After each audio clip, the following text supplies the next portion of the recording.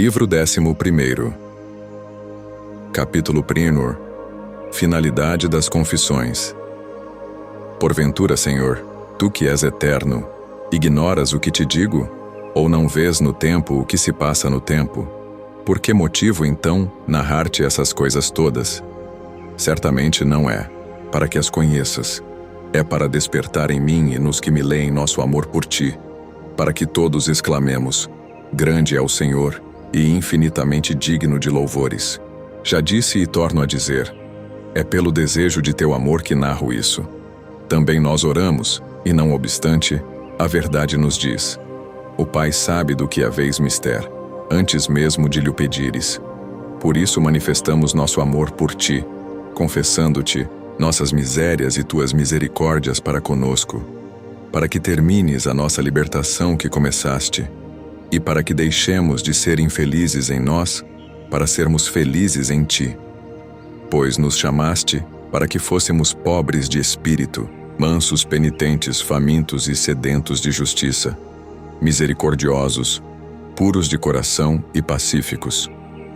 Muitas coisas te narrei, conforme o pude e conforme o desejo de minha alma, porque o exigiste primeiro, para que te confessasse, Senhor, meu Deus, porque és bom e porque tua misericórdia é eterna. Capítulo 2. A inteligência das Escrituras. Quando poderei eu descrever, com o poder de minha pena, todas as exortações, todos os terrores, as consolações, as inspirações de que lançaste mão para me levar a pregar tua palavra e dispensar ao povo teu sacramento, mesmo que eu fosse capaz de enumerar na ordem tais coisas? As gotas de meu tempo me são preciosas. De há muito que anseio ardentemente meditar sobre tua lei, e te confessar nela minha ciência e minha ignorância, os albores de tuas luzes na minha alma e o que ainda resta em mim de trevas, até que minha fraqueza seja absorvida por tua força.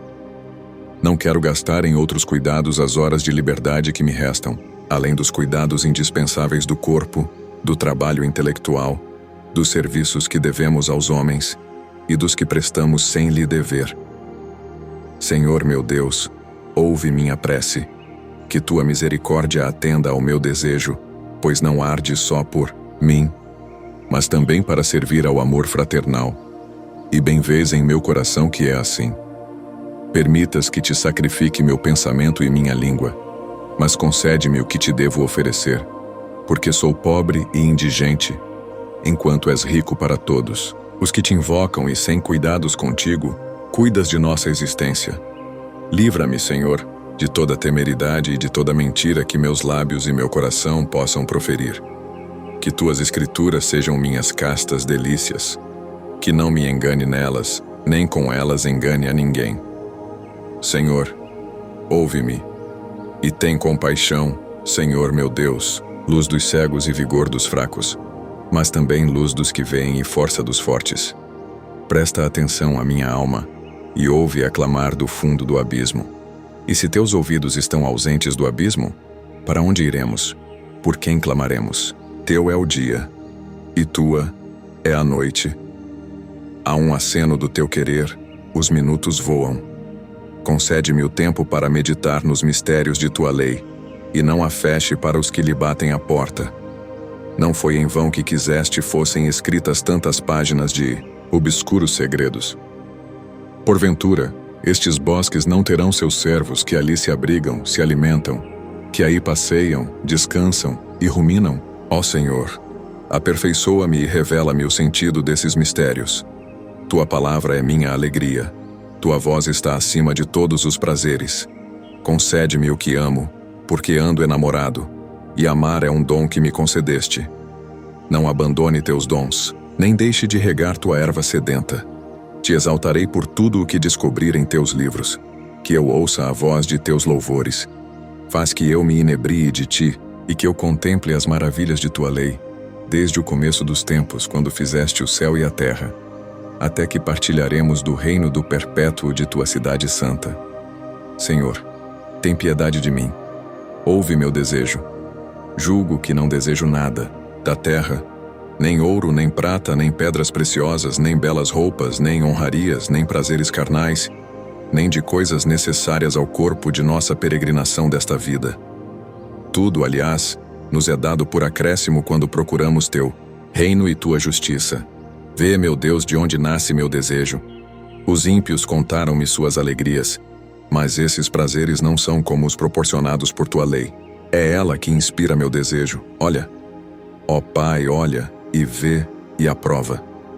Queira tua misericórdia que eu encontre graça diante de ti, e que os arcanos secretos de tuas palavras se abram a meu espírito que bate às suas portas.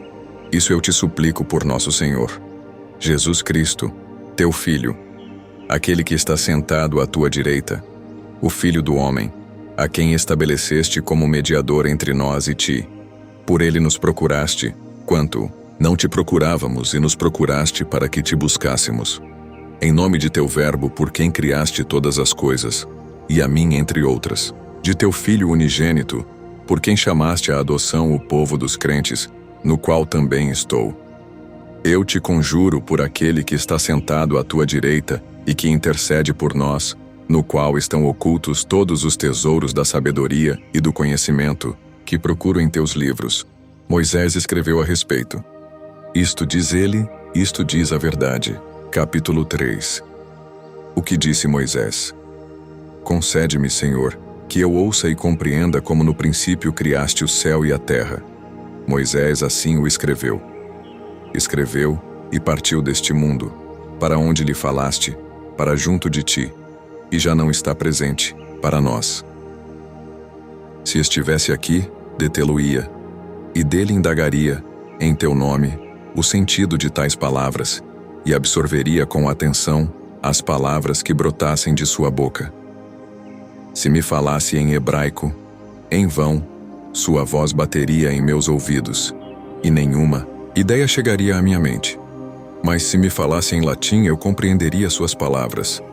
Mas como saberia eu se ele dizia a verdade? E posto que o soubesse, sabê-lo-ia por seu intermédio? Não. Mas seria dentro de mim, no íntimo recesso do pensamento, que a verdade, que nem é hebraica, nem grega, nem latina, nem bárbara, sem auxílio de lábios ou de língua, sem ruído de sílabas, me diria: ele fala a verdade. E eu imediatamente, com a certeza da fé, diria àquele teu servo: tu dizes a verdade. Mas como não posso consultar a Moisés, é a ti, ó verdade, cuja plenitude ele possuía quando enunciou tais palavras. É a ti, meu Deus, que dirijo minha súplica. Perdoa meus pecados. Concedeste que um teu servo dissesse essas coisas. Faze agora com que eu as compreenda. Capítulo 4. O céu e a terra. Existem, pois, o céu e a terra, e clamam que foram criados, mediante suas transformações e mudanças. Mas o que não foi criado em sua forma definitiva, e todavia existe, nada pode conter que antes já não existisse em sua forma potencial. E nisso consiste a mudança e a variação. Proclamam também os seres que não foram criados por si mesmos. Existimos porque fomos criados. Não existíamos antes, de modo que pudéssemos criar a nós mesmos. Essa voz é a voz da própria evidência. És tu, Senhor, quem os criaste. E porque és belo, eles são belos. Porque és bom, eles são bons. Porque existes, eles existem. Mas tuas obras não são belas, não são boas. Não existem de modo perfeito como tu, seu Criador. Comparados contigo, os seres nem são bons, nem belos, nem existem. Isso sabemos, e por isso te rendemos graças. Mas nosso saber comparado com tua ciência é ignorância. Capítulo 5. A palavra e a criação. De que modo criaste o céu e a terra, e de que instrumento te serviste para levar a cabo tão grandiosa obra? Pois não procedeste como artesão, que forma um corpo de outro conforme a concepção de seu espírito, que tem o poder de exteriorizar a forma que vê em si mesmo com o olhar do espírito. De onde lhe vem esse poder do espírito, senão de ti que o criaste?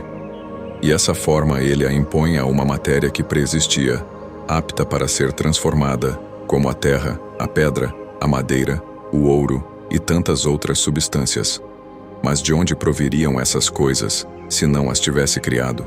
Criaste o corpo do artista, a alma que governa seus membros, a matéria que ele plasma, a inspiração que concebe e vê interiormente o que executará exteriormente. Deste-lhe os órgãos dos sentidos, intérpretes pelos quais materializa as intenções de sua alma, informam o espírito do que fizeram, para que este consulte a verdade e o juiz interior, para saber se a obra é boa. Tudo isso te louva como Criador de todas as coisas. Mas como os fizeste? Como criaste, meu Deus, o céu e a terra? Por certo, não. Criaste o céu e a terra no céu e na terra. Nem tampouco os criaste no ar, nem sob as águas que pertencem ao céu e à terra. Não criaste o universo no universo, porque não havia espaço onde pudesse existir. Não tinhas à mão a matéria com que modelar o céu e a terra. E de onde viria essa matéria, que não tinhas ainda feito para dela fazer alguma coisa? Que criatura pode existir, que não exija tua existência? Contudo falaste e o mundo foi feito. Tua palavra o criou. Capítulo 6. Como falou Deus, mas como falaste? Porventura do mesmo modo como aquela voz que saindo da nuvem disse: Este é meu filho bem-amado. Essa voz fez-se ouvir e passou. Teve começo e fim. Suas sílabas ressoaram. Depois passaram, em sucessão ordenada até a última, que vem depois de todas as outras. E depois foi o silêncio, por onde se vê claramente que essa voz foi gerada por órgão temporal de uma criatura, a serviço de tua vontade eterna. E essas palavras, pronunciadas no tempo, foram comunicadas, pelo ouvido material à inteligência, cujo ouvido interior está atento à tua palavra eterna. E a razão comparou essas palavras proferidas no tempo com o silêncio de teu verbo eterno e disse: É diferente, muito diferente. Tais palavras estão bem abaixo de mim. Nem sequer existem, pois fogem e passam. Mas o verbo de Deus permanece sobre mim eternamente.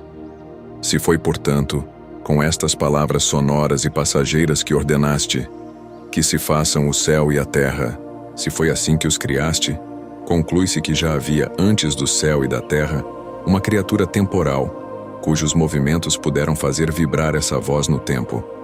Ora, não havia corpo algum antes do céu e da terra.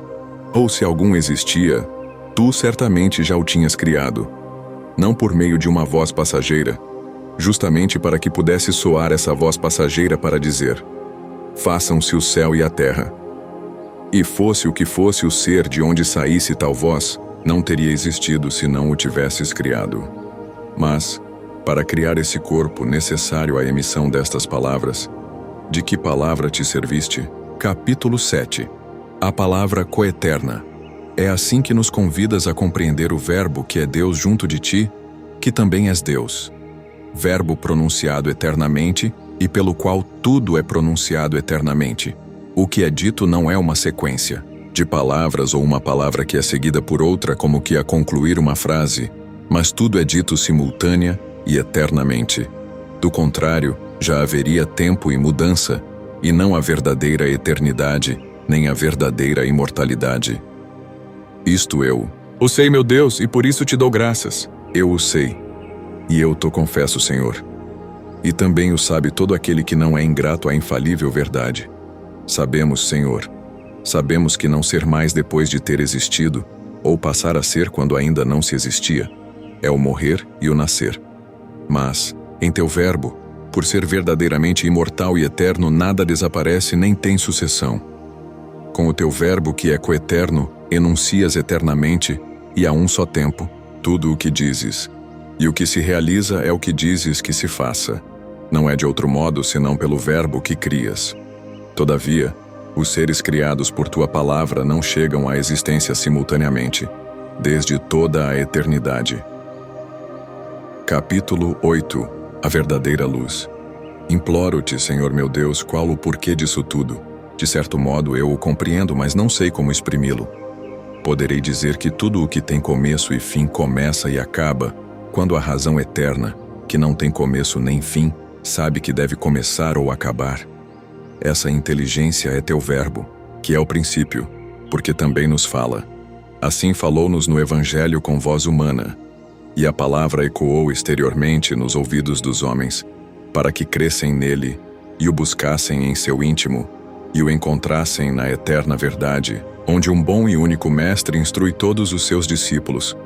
Aí, Senhor, ouço tua voz a me dizer que só nos fala verdadeiramente quem nos ensina, e quem não nos instrui, mesmo que fale, não nos diz nada. Mas quem nos ensina, senão a verdade imutável? As lições da criatura mutável têm o único valor de nos conduzir à verdade, que é imutável. Nela verdadeiramente aprendemos quando, de pé, a ouvimos, alegrando-nos por causa da voz do esposo, que nos reconduz àquele de quem viemos. Por isso ele é o princípio, pois se ele não permanecesse, não teríamos para onde voltar de nossos erros. Quando voltamos de um erro, temos plena consciência dessa volta, e é para que tomemos consciência de nossos erros que ele nos instrui, porque ele é o princípio e sua palavra é para nós. Capítulo 9. A voz do Verbo. É nesse princípio, ó Deus, que criaste o céu e a terra, em teu Verbo, em teu Filho, em tua virtude, em tua sabedoria, em tua verdade, falando e agindo de modo admirável. Quem o poderá compreender ou explicar? Que luz é essa que por vezes me ilumina e que fere meu coração sem o lesar? Atemorizo-me e inflamo-me. Tremo porque, de certo modo, sou tão diferente dela, e inflamo-me, porque também sou semelhante a ela. A sabedoria é a mesma sabedoria que brilha em mim de quando em quando. Ela rasga as nuvens de minha alma, que novamente me encobrem quando dela me afasto, pelas trevas e pelo peso de minhas memórias. Na indigência, meu vigor enfraqueceu de tal modo que nem posso mais suportar o meu bem, até que tu, Senhor, que te mostraste compassivo com todas as minhas iniquidades, cures também todas as minhas fraquezas. Redimirás minha vida da corrupção, hás de me coroar na piedade e na misericórdia, e saciarás com teus bens meus desejos, porque minha juventude será renovada com a da águia. Pela esperança fomos salvos, e aguardamos com paciência o cumprimento de tuas promessas. Ouça, pois, tua voz em seu interior quem puder, e eu quero clamar cheio de fé em teu oráculo. Como são magníficas as tuas obras, Senhor, que tudo criaste em tua sabedoria. Ela é o princípio, e nesse princípio criaste o céu e a terra. Capítulo 10. Que fazia Deus antes da criação? Com certeza ainda estão cheios do erro do velho homem os que nos dizem: que fazia Deus antes de criar o céu e a terra? Se estava ocioso, se nada fazia, por que não continuou a se abster, sempre de qualquer ação? Se em Deus apareceu um movimento novo, uma vontade nova de dar o ser ao que ainda não tinha criado, como falar de uma verdadeira eternidade? Se nela nasce uma vontade que não existia antes, mas a vontade de Deus não é uma criatura. Ela é anterior a toda criatura. Nenhuma criação seria possível se a vontade do Criador não a precedesse. A vontade, portanto, pertence à própria substância de Deus. Logo, se na substância de Deus nasce algo que antes não existia, não se pode mais com verdade chamá-la eterna. E se desde toda a eternidade Deus quis a existência da criatura, porque a criatura também não é eterna. Capítulo 11. Tempo e eternidade. Os que assim falam não te compreendem ainda, ó sabedoria de Deus, luz das inteligências. Não compreendem ainda como é criado o que é criado por ti e em ti. Esforçam-se por saborear as coisas eternas, mas seu espírito voa ainda sobre as realidades passadas e futuras. Quem poderá deter esse pensamento? Quem o fixará por um momento, para que tenha um rápido vislumbre do esplendor da eternidade imutável e a compare com os tempos impermanentes, para perceber que qualquer comparação é impossível? Então veria que a sucessão dos tempos não é feita senão de uma sequência infindável de instantes, que não podem ser simultâneos. Pelo contrário, na eternidade, nada é sucessivo, tudo é presente, enquanto o tempo não pode ser de todo presente. Veria que todo o passado é repelido pelo futuro, que todo o futuro segue o passado, que tanto o passado como o futuro tiram seu ser e seu curso daquele que é sempre presente. Quem poderá deter a inteligência do homem para que pare e veja como a eternidade imóvel, que não é futura nem passada, determina o futuro e o passado, acaso poderá realizar isso minha mão? Ou esta minha língua, com a palavra, poderia realizar tal obra? Capítulo 12. Deus antes da criação. Eis minha resposta à questão: que fazia Deus antes de criar o céu e a terra? Não responderei jocosamente como alguém para contornar a dificuldade do problema. Preparava o inferno para os que perscrutam esses mistérios profundos. Uma coisa é compreender, e outra é brincar. Não, essa não será minha resposta. Prefiro dizer não sei, pois de fato não sei. É melhor isso do que ridicularizar quem faz pergunta tão profunda, ou louvar quem responde com sofismas. Mas eu digo que tu, meu Deus, és o Criador de toda criatura, e, se por céu e terra se entende toda criatura, não, temo afirmar. Antes que Deus criasse o céu e a terra, nada fazia. De fato, se tivesse feito alguma coisa, o que poderia ser senão uma criatura? Oxalá eu soubesse tudo o que desejo saber, como sei que nenhuma criatura foi criada antes da criação. Capítulo 13. O tempo antes da criação. Se algum espírito, leviano, vagando por tempos imaginários anteriores à criação, se admirar que o Deus Todo-Poderoso, tu, que criaste e conservas todas as coisas, ó Autor do céu e da terra, tenha te mantido inativo até o dia da criação, por séculos sem conta, que esse desperte e tome consciência do erro que gera sua admiração. Como, pois, poderiam transcorrer os séculos, se tu, Criador, ainda, não os tinha criado? E poderia o tempo fluir se não existisse? E como poderiam os séculos passar, se jamais houvessem existido? Portanto, como és o Criador de todos os tempos, se é que houve algum tempo antes da criação do céu e da terra, como se pode afirmar que ficaste ocioso? Pois também criaste esse mesmo tempo, e este não poderia passar antes que o criasses. Se, porém, antes do céu e da terra, não havia tempo algum, por que perguntam o que fazias então? Não poderia haver então, se não existia o tempo. Não, é no tempo que és anterior ao tempo, de outro modo não precederias a todos os tempos. Precedes, porém, a todo o passado, na altura de tua eternidade sempre presente. Dominas todo o futuro, porque está por vir, e que quando chegar já será passado. Contudo, tu és sempre o mesmo, e teus anos não passam jamais. Teus anos não vão nem vêm, mas os nossos vão e vêm, para que todos possam existir. Teus anos existem simultaneamente, pois não fluem. Não passam, não são expulsos pelos que vêm, porque não passam. Os nossos, ao contrário, só existirão todos quando não mais existirem. Teus anos são como um só dia, e teu dia não é uma repetição cotidiana.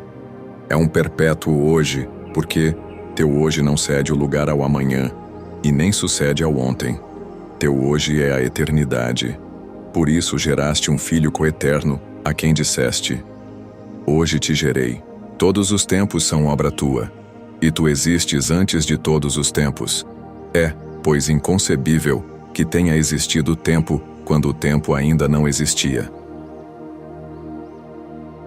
Capítulo 14. Que é o tempo? Não houve, pois, tempo algum em que nada fizesses, pois fizeste o próprio tempo. E nenhum tempo pode ser coeterno contigo, pois és imutável. Se o tempo também o fosse, não seria tempo. Que é, pois, o tempo? Quem poderia explicá-lo de maneira breve e fácil? Quem pode concebê-lo, mesmo no pensamento, com bastante clareza para exprimir a ideia com palavras? E, no entanto, haverá noção mais familiar e mais conhecida, usada em nossas conversações? Quando falamos dele, certamente compreendemos o que dizemos. O mesmo acontece quando ouvimos alguém falar do tempo. Que é, pois, o tempo? Se ninguém me pergunta, eu sei. Mas se quiser explicar a quem indaga, já não sei. Contudo, afirmo com certeza, e sei que, se nada passasse, não haveria tempo passado, que, se não houvesse os acontecimentos, não haveria tempo futuro, e que, se nada existisse agora, não haveria tempo presente. Como então podem existir esses dois tempos, o passado e o futuro, se o passado já não existe e se o futuro ainda não chegou? Quanto ao presente, se continuasse sempre presente e não passasse ao pretérito, não seria tempo, mas eternidade. Portanto, se o presente, para ser tempo, deve tornar-se passado, como podemos afirmar que existe, se sua razão de ser é aquela pela qual deixará de existir? Por isso, o que nos permite afirmar que o tempo existe é a sua tendência para não existir. Capítulo 15. Tempo longo, tempo breve. No entanto, dizemos que o tempo é longo ou breve, o que só podemos dizer do passado e do futuro. Chamamos longo, digamos, os 100 anos passados, e longo também os 100 anos posteriores ao presente. Um passado curto para nós seriam os 10 dias anteriores a hoje, e breve futuro, os 10 dias seguintes. Mas como pode ser longo ou curto o que não existe?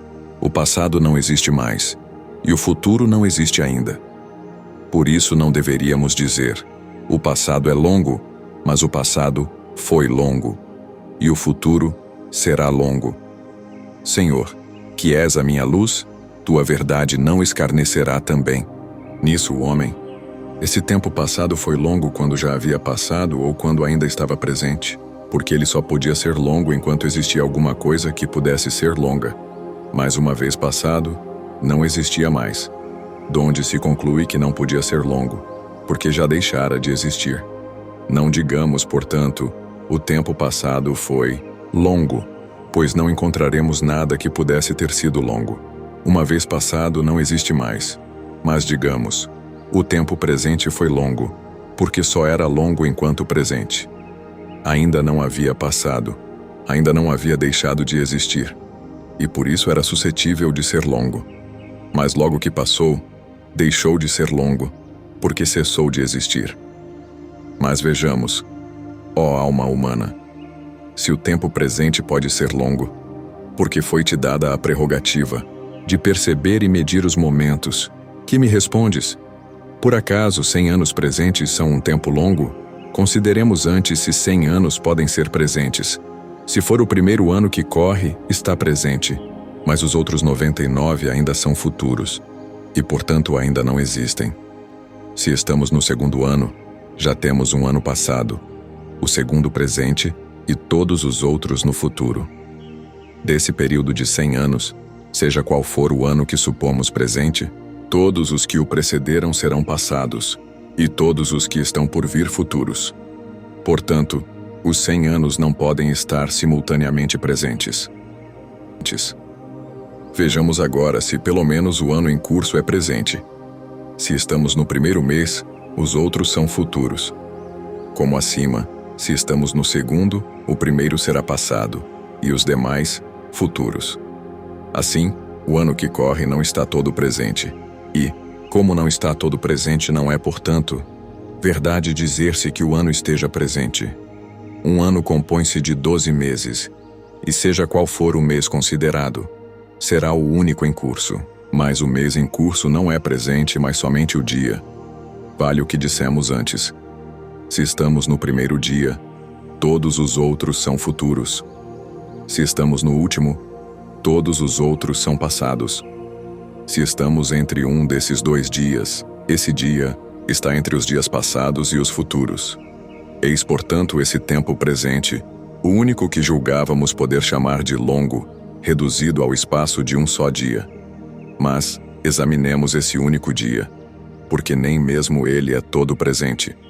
Compõe-se, de dia e noite, num total de 24 horas. Relativamente à primeira hora, todas as outras são futuras. Em relação à última hora, todas as outras são passadas. Cada hora intermediária tem atrás de si horas passadas e diante de si horas futuras. Mas, também essa única hora é composta de fugitivos instantes. Tudo o que dela correu é passado, e tudo o que ainda lhe resta é futuro. Se pudermos conceber um lapso de tempo que não possa ser subdividido em frações, por menores que sejam, só essa fração poderá ser chamada de presente. Mas sua passagem, do futuro para o passado, seria tão rápida que não teria nenhuma duração. Se a tivesse, dividir-se-ia em passado e futuro. Mas o presente não tem duração alguma. Qual seria, pois, o tempo que podemos chamar de longo? Seria acaso o futuro? Mas nós não dizemos que o futuro é longo, porque ainda não existe e por isso não pode ser longo. Dizemos, será longo. E quando se dará? Se atualmente ele ainda está no porvir, não pode ser longo. Não existindo ainda, não pode ser longo. Mas somente poderá ser longo na hora em que emergir do futuro, que ainda não existe, em que começar a ser e a se tornar presente de modo que possa ser longo. Nesse caso, o presente nos clama, pelo que acima dissemos, que ele não pode ser longo. Capítulo 16.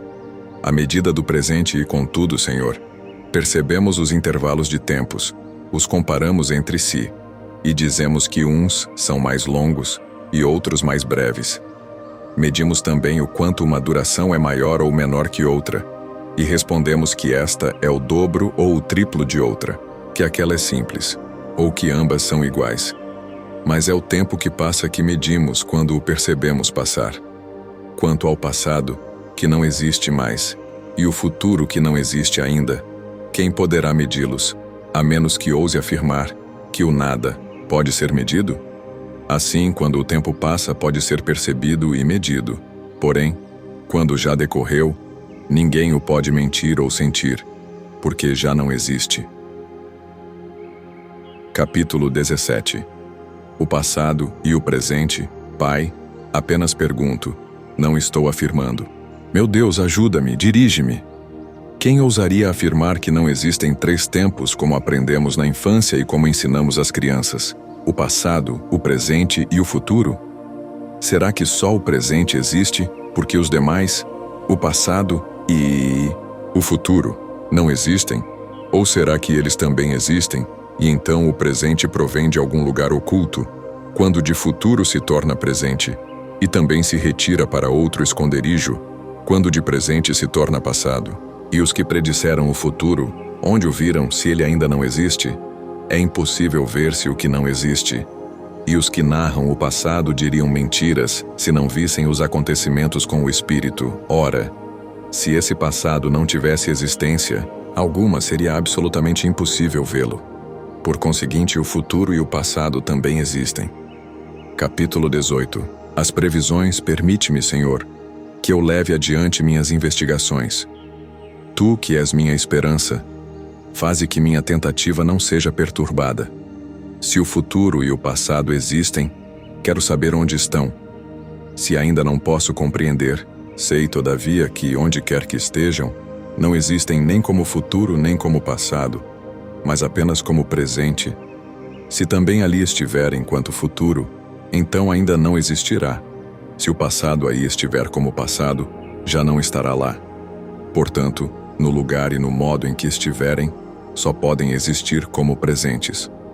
Quando relatamos acontecimentos verídicos do passado, o que vem à nossa memória não são os fatos em si, que já deixaram de existir, mas as palavras que exprimem as imagens dos fatos, que através de nossos sentidos, gravaram em nosso espírito suas pegadas.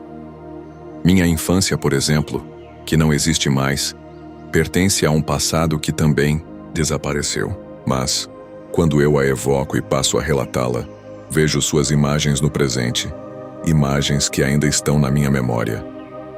E a predição do futuro, meu Deus, seguiria um processo análogo.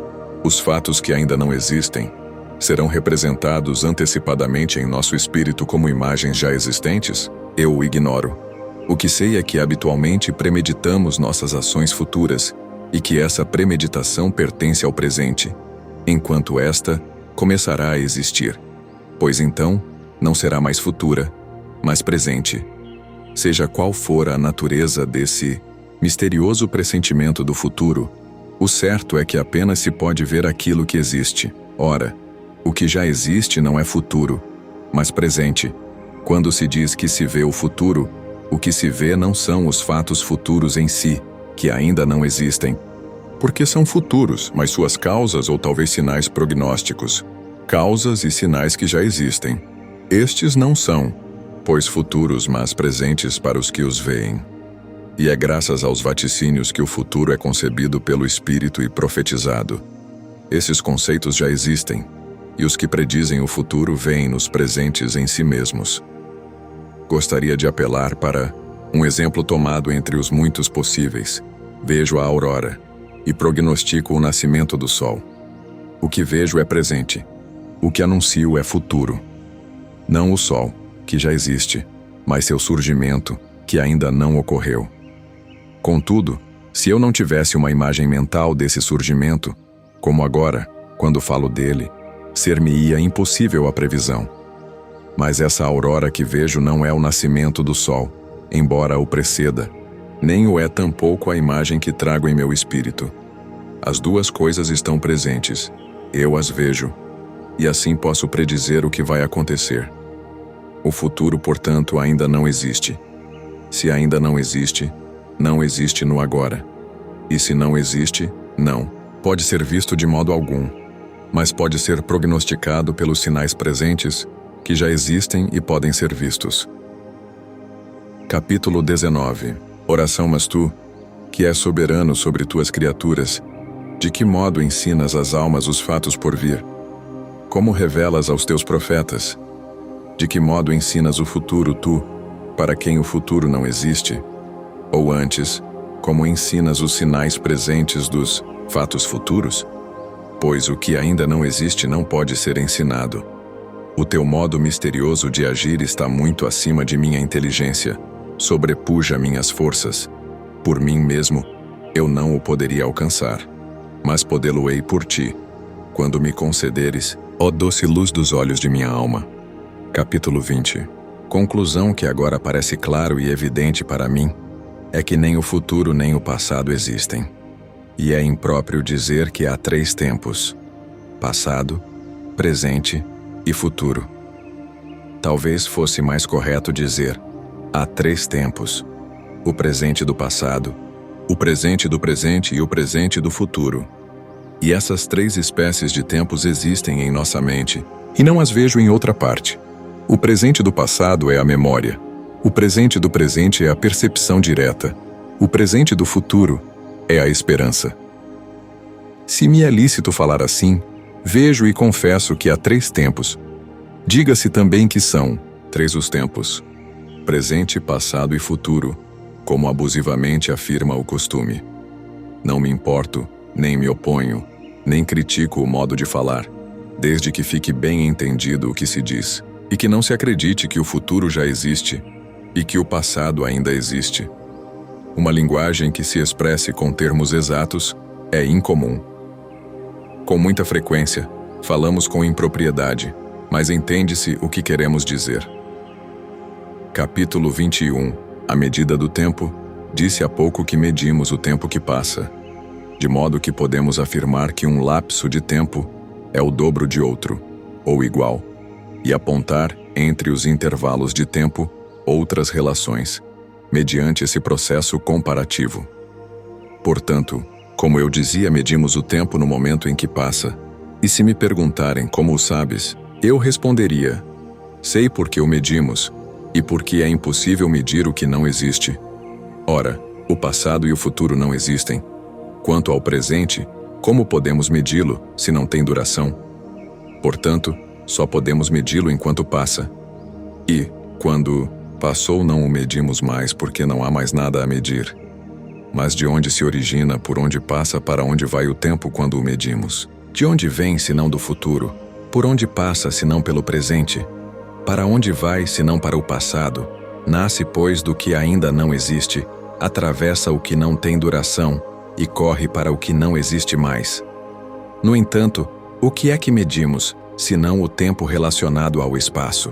Quando dizemos de um tempo que é simples, duplo ou triplo, ou igual, ou quando formulamos qualquer outra relação dessa espécie, nada mais fazemos do que medir espaços de tempo.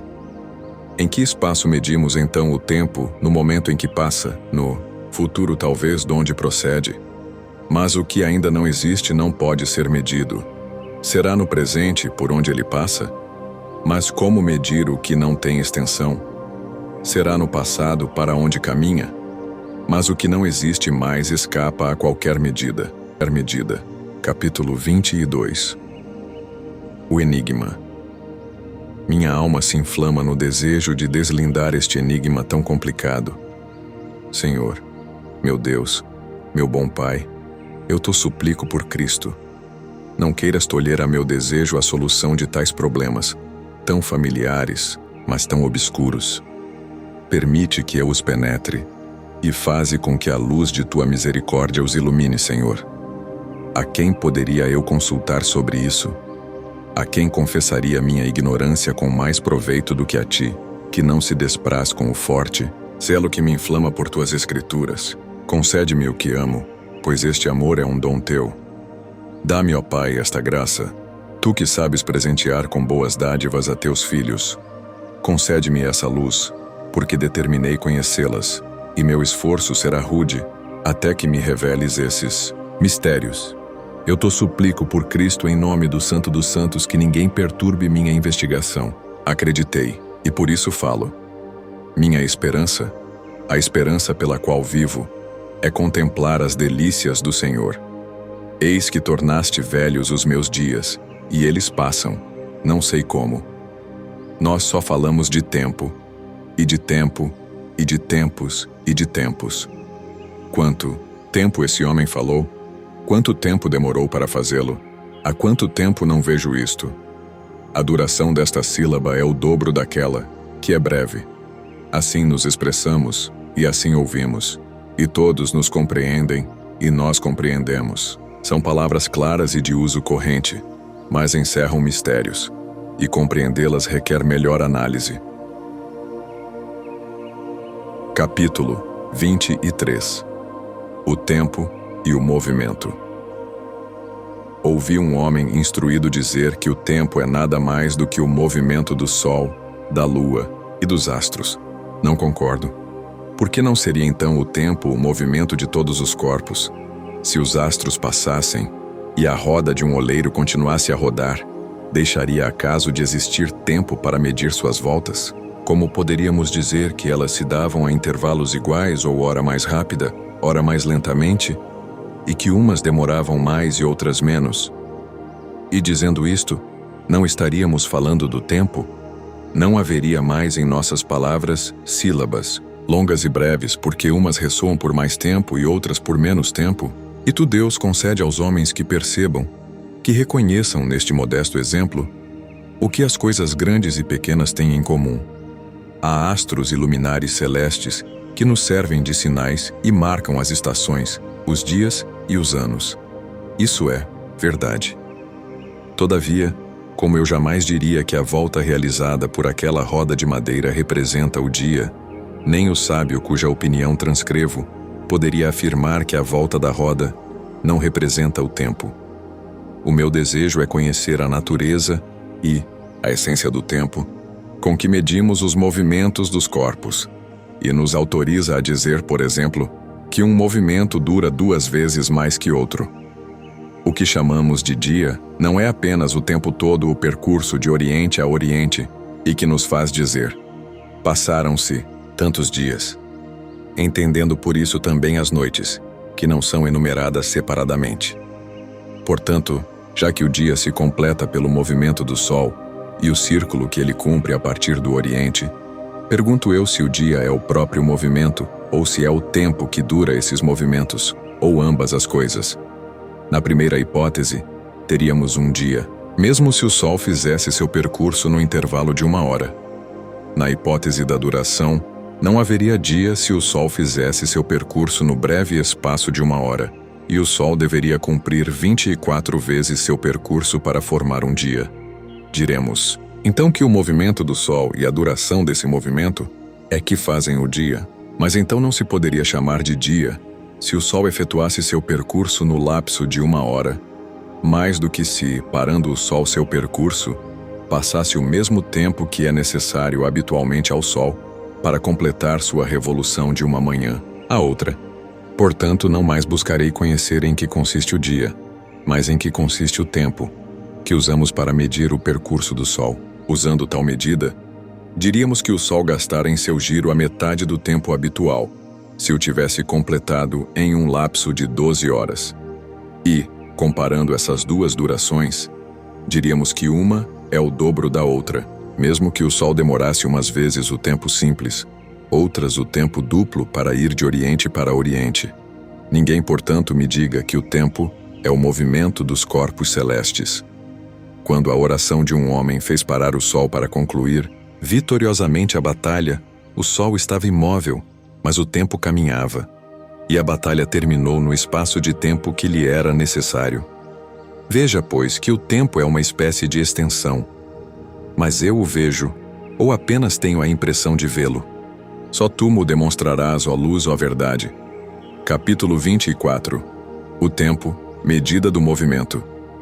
Queres que eu aprove a quem diz que o tempo é o movimento de um corpo? Não, não aprovo. Sei que não há corpo que não se mova no tempo. Tu mesmo o afirmas. Mas não acredito que o movimento de um corpo seja o tempo. Isso nunca ouvi. E nem tu o dizes. Quando um corpo se move, sirvo-me do tempo para medir a duração de seu movimento do começo ao fim. Se não vejo o começo e percebo o seu movimento sem ver seu fim, só posso medi-lo do momento em que observo o corpo mover-se até o momento em que já não o vejo. Se o vejo por muito tempo, apenas posso afirmar que a duração de seu movimento é longa, mas não posso dizer quanto é longa, porque só determinamos o valor de uma duração comparando-a. Dizemos, por exemplo, isso durou tanto quanto aquilo, ou essa duração é o dobro daquela. Semelhantes. Se podemos notar o ponto do espaço onde se inicia um movimento e o ponto de chegada, ou suas partes, se ele se movesse em círculo, poderíamos dizer quanto tempo levou para ir de um ponto a outro o movimento do corpo ou dessas partes. Assim, o movimento de um corpo é diferente da medida de sua duração, que não vê, pois, a qual dessas coisas se deve chamar de tempo. Se um corpo se move de forma irregular e outras vezes se detém, ora, é o tempo que nos permite medir, não apenas seu movimento, mas também seu repouso, e afirmar: ficou em repouso por tanto tempo quanto em movimento, ou qualquer outro intervalo que tenhamos calculado ou estimado aproximadamente. O tempo não é, pois, a mesma coisa que o movimento. Capítulo 25. Prece. Confesso-te, Senhor, que ainda não sei o que é tempo. E torno a confessar, Senhor, eu o sei, que digo estas coisas no tempo, e que de há muito estou falando do tempo, e que esse muito também não seria o que é senão pela duração do tempo. Mas como posso saber isto, se desconheço o que é o tempo? Talvez eu ignore a arte de exprimir o que sei. Ai de mim, que não sei nem mesmo o que ignoro. Eis-me diante de ti, meu Deus. Tu vês que não minto e que falo de coração. Acenderás minha candeia, Senhor meu Deus, e iluminarás minhas trevas. Capítulo 26. O tempo de extensão da alma. Acaso minha alma não foi sincera confessando-te que posso medir o tempo? De fato, meu Deus, eu o meço e não sei o que meço. Meço o movimento dos corpos com o auxílio do tempo, e não poderei medir o tempo do mesmo modo? E poderia eu medir o movimento de um corpo, sua duração, o tempo que gasta para ir de um lugar a outro, sem medir o tempo em que se move? Mas o tempo em si, com que o poderei medir? É com um tempo mais curto que medimos um mais longo. Como medimos uma viga com o côvado, do mesmo modo medimos a duração de uma sílaba longa com a duração de uma sílaba breve, dizendo que uma é o dobro da outra. Do mesmo modo medimos a extensão de um poema pelo número de versos, a extensão dos versos pelo número de pés, a extensão dos pés pelo número de sílabas, a duração das sílabas longas pela duração das breves. Não é pelas páginas dos livros que fazemos esse cálculo, o que seria medir o espaço e não o tempo. Conforme as palavras passam e as pronunciamos, dizemos: eis um poema longo, porque se compõe de tantos versos. Esses versos são longos, porque são formados de tantos pés. Esses pés são longos, porque se estendem por tantas sílabas. Esta sílaba é longa, porque é o dobro de uma breve. Todavia, não conseguimos uma medida exata do tempo. Pode acontecer que um verso mais curto, se pronunciado mais lentamente, se estenda por mais tempo que um verso mais longo, recitado depressa. O mesmo acontece com um poema, um pé, uma sílaba. Por esse motivo é que o tempo me pareceu não ser nada mais que uma extensão. Mas extensão de quê? Não saberia dizê-lo ao certo. Seria de admirar que não fosse extensão da própria alma. Portanto, dize-me, meu Deus, que é o que meço quando digo um tanto vagamente: este tempo é mais longo do que aquele, ou mais exatamente, este tempo é o dobro daquele. Meço o tempo, eu o sei, mas não o futuro, que ainda não existe, nem o presente, porque não tem duração, nem o passado, porque não existe mais. Que meço eu então? Acaso o tempo que passa, e não o tempo passado, como disse acima? Capítulo 27. A medida do passado. Insiste, ó minha alma, e presta grande atenção. Deus é nosso apoio. Ele é quem nos criou, e não nós. Olha para lá, para o lado onde desponta a aurora da verdade. Eis, por exemplo, que uma voz corpórea começa a ressoar, e soa, e continua vibrando, e deixa de soar. Faz-se silêncio. A voz calou-se. Passou e deixou de existir. Antes de soar, era futura, e não podia ser medida, pois ainda não existia, e agora também não o pode, porque já não existe mais. Só poderíamos medi-la quando ressoava, porque então havia o que medir. Mas mesmo então, não era estável, porque vinha e passava.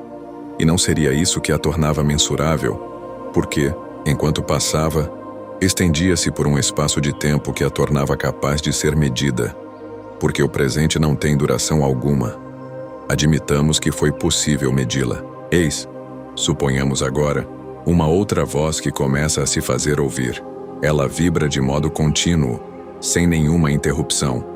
Meçamo-la enquanto vibra, porque no momento em que deixar de vibrar, será passada, e já não poderá ser medida. Meçamo-la, então, e avaliemos sua duração. Mas ela vibra ainda, e só pode ser medida depois do início do fenômeno, quando começa a vibrar, até seu fim, quando deixa de vibrar, porque é precisamente o intervalo que separa um começo de um fim que nós medimos. Por isso, uma voz que ainda não terminou de ressoar escapa à medida. É impossível dizer se ela será longa ou breve, se é igual a outra, simples ou dupla, ou qual a relação que tem com essa outra. Mas quando terminar de soar, deixará de existir. Como então poderemos medi-la? De fato, medimos o tempo, mas não o tempo que ainda não existe, nem o que já não existe, nem o que não tem duração alguma, nem o que está passando. Não é, portanto, nem o futuro, nem o passado, nem o presente, nem o que não tem limites que medimos. E contudo, medimos o tempo. Deus Criator Omnium, Deus Criador de tudo quanto existe. Este verso é formado de 8 sílabas, alternativamente breves e longas. As 4 breves, a primeira, a terceira, a quinta e a sétima, são simples em relação às 4 longas. A segunda, a quarta, a sexta e a oitava. Cada sílaba longa tem uma duração 2 vezes maior que a breve. Eu pronuncio e percebo que é assim pelo testemunho claro de meus sentidos. E por este testemunho, que é fidedigno, meço uma longa por uma breve, e noto que ela a contém 2 vezes. Mas como uma sílaba só se faz ouvir depois da outra, se a breve vem primeiro e a longa a seguir, como poderei reter a breve, como aplicá-la à longa para compará-las e ver que esta contém aquela 2 vezes, uma vez que a longa só começa a soar quando a breve deixou de se ouvir, que a própria sílaba longa não me é possível medi-la enquanto está soando, porque eu só poderia medi-la quando se calasse. Mas ela, ao terminar, passou. Que é, pois, que eu meço? Onde está a breve, que seria minha medida? Onde está a longa, que meço? Apenas vibraram, foram-se, passaram e não existem mais. Não obstante, eu as meço e respondo com a segurança que me pode dar um sentido bem educado, que evidentemente uma é de duração simples e a outra dupla, mas só poderei fazê-lo depois que ambas passaram e terminaram. Logo eu não meço as sílabas que não existem mais, mas algo que permanece gravado em minha memória. É em ti, meu espírito, que meço o tempo. Não me objetes nada, pois é assim. Não te perturbes com as ondas desordenadas de tuas emoções. É em ti, digo, que meço o tempo. A impressão que em ti gravam as coisas em sua passagem perdura ainda depois que os fatos passam. O que eu meço é esta impressão presente, e não as vibrações que a produziram e se foram. É ela que meço quando meço o tempo. Portanto, ou essa impressão é o tempo, ou eu não meço o tempo. Mas quando medimos silêncios e dizemos que o silêncio teve a mesma duração que certa palavra, não estamos dirigindo nossa atenção para a medida dessa palavra, como se ainda pudéssemos ouvi-la, para podermos avaliar, no espaço de tempo, o intervalo do silêncio? Com efeito, por vezes, sem abrir a boca ou dizer palavra, fazemos mentalmente poemas, versos, discursos. Avaliamos a extensão do seu movimento, sua duração, uns em relação aos outros, exatamente como se usássemos a voz. Se alguém quisesse pronunciar um som prolongado e regular antecipadamente, em pensamento, sua duração, estima em silêncio. À medida dessa duração e confiando à memória, começa a emitir o som, que vibra até atingir o limite fixado. Ou melhor, esse som vibrou e vibrará, porque a parte que passou soou. A que ainda resta, soará e chegará a seu fim. A atenção presente vai lançando o futuro para o passado, e o passado cresce com a diminuição do futuro, até que, esgotado o futuro, não haja mais que passado. Capítulo 28. A medida do futuro. Mas o futuro, que ainda não existe, como pode diminuir ou consumir-se?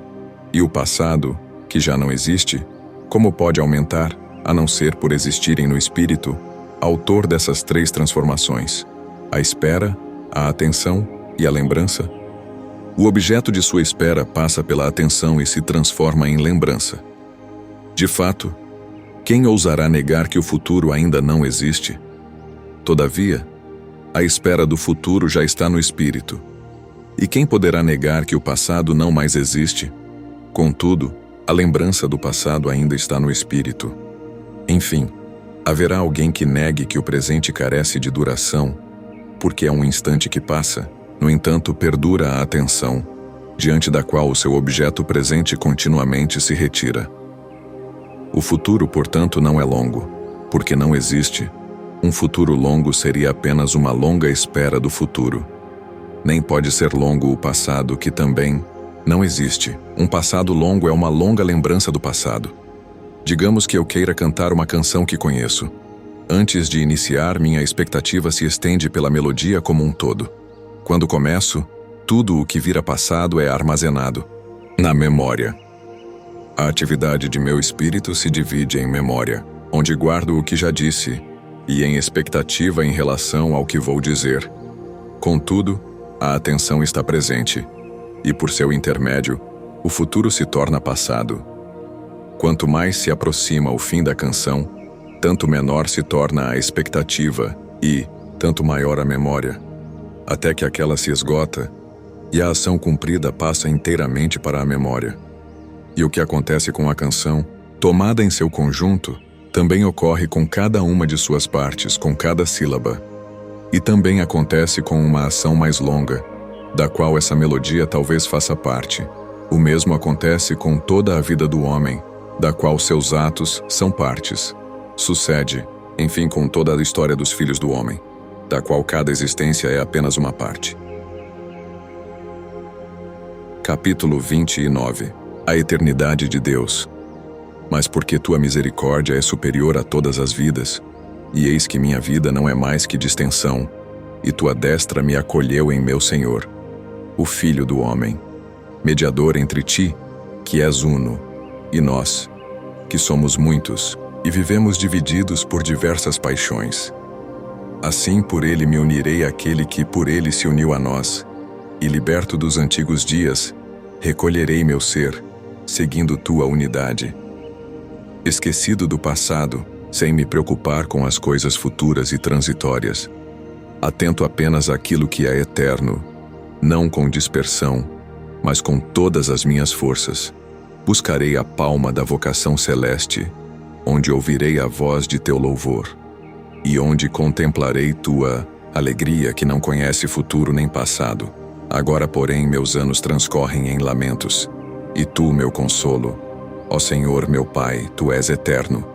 Mas eu me dispersei no tempo, cuja ordem ignoro. Tumultuosas vicissitudes despedaçam meus pensamentos, entranhas de minha alma, até o dia em que, purificado pelo fogo de teu amor, me una a ti. Capítulo 30. Deus e o tempo. E repousarei imutável em ti, em tua verdade na minha forma. Não mais tolerarei as perguntas das pessoas que, pela enfermidade que é a pena de seu pecado, têm mais sede de saber do que lhes permite sua capacidade, que dizem que fazia Deus antes de criar o céu e a terra? Ou ainda, como lhe veio a ideia de criar algo se antes nunca fizera nada?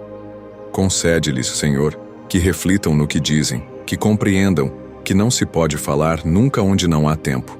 Quando se diz que alguém nunca fez nada, que se quer dizer senão que esse tal nada fez em tempo algum, que eles compreendam que não pode existir tempo na ausência da criação, e deixem de semelhantes falácias, que também atentem para o que têm diante de si, para compreender que tu, antes de todos os tempos, és o Criador eterno de todos os tempos, e que nenhum tempo te é coeterno nem criatura alguma, embora algumas estejam acima dos tempos.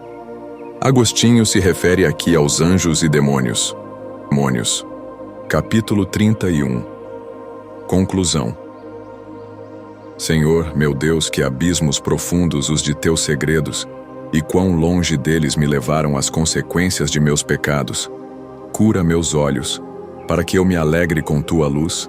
Se houvesse de fato um espírito de ciência e de presciência tão grandes para conhecer o passado e o futuro, como conheço qualquer canto popular, esse espírito nos encheria de extraordinária admiração e espanto.